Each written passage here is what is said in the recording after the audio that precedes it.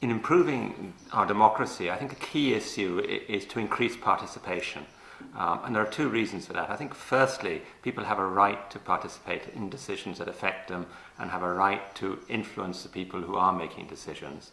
But I think it's also about getting better decisions for governance. The more people are involved, the more we build consensus around difficult issues, the better decisions we'll arrive at. And at present, there are a lot of barriers to that participation. Our system is quite closed, quite hierarchical, quite secretive, not very accountable. Vested interests have an undue amount of influence over decisions. We tend to lack a culture of solidarity and a culture of rights, and that leads to clientelism in our system.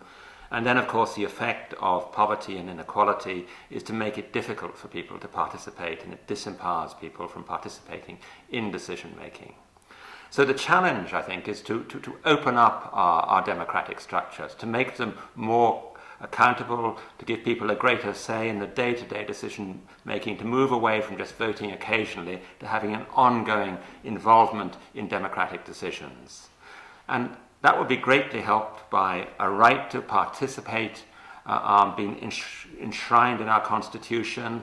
We could require all government agencies, all services, that they should have strategies for participation so people can be involved in the specific decisions that affect them. In our schools, we could be promoting a culture of solidarity. We could have civic education programs.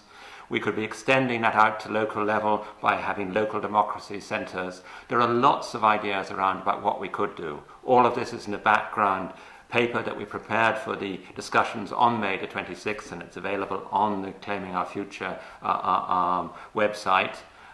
We could also, I think, get to grips with the issue of poverty and inequality. We could put social rights into our Constitution. We could put into our Constitution that nobody should grow up in poverty, and we could do a lot around equality, particularly around gender equality. All of those types of things would help us to increase participation and would make our democracy richer, and we'd reach better decisions in future.